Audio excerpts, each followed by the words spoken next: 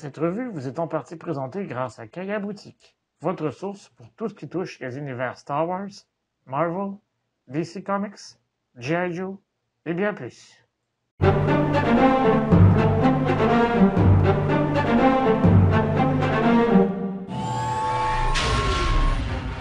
Bonjour les Jedi et bienvenue sur Star Wars Artefact.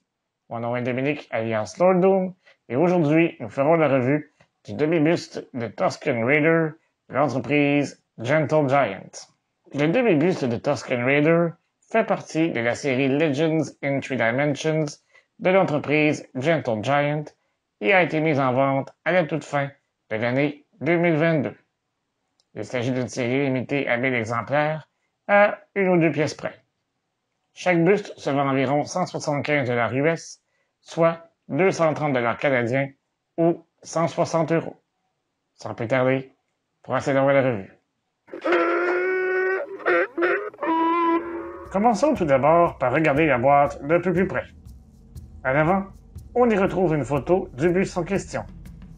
Tout juste en dessous, l'écriture dorée indique Tusken Raider Half Scale Resin Bust. Dans le coin supérieur droit, on y retrouve le logo de Star Wars, et dans le coin supérieur gauche, on peut y lire qu'il s'agit d'une pièce de collection pour adultes et qu'il ne s'agit pas de jouet.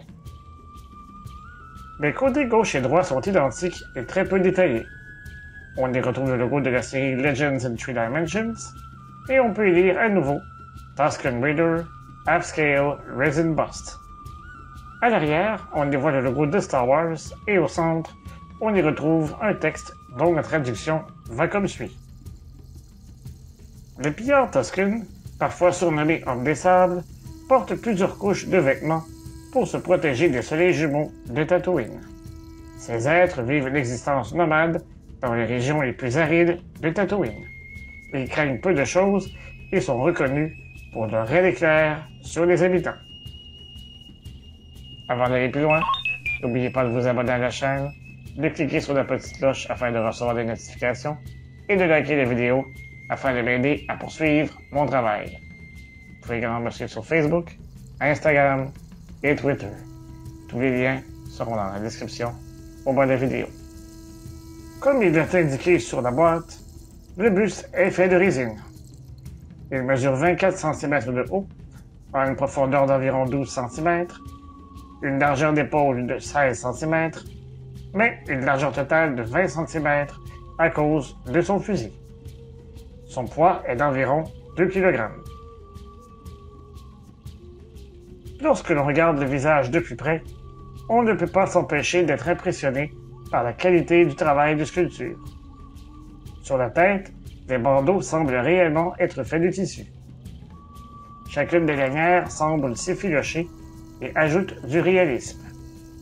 Sur le dessus, on y retrouve 4 épines de guerrier.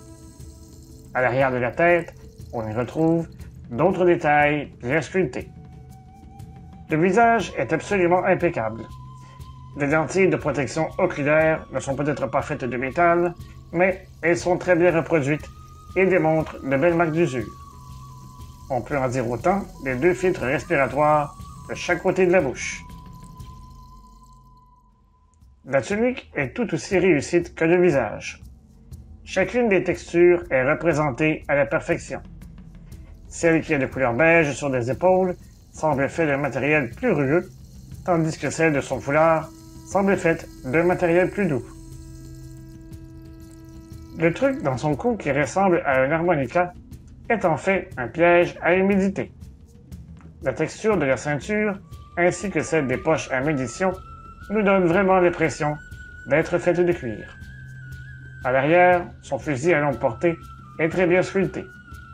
On y retrouve même des rainures dans le bois et un peu de rouille sur certaines des composantes métalliques.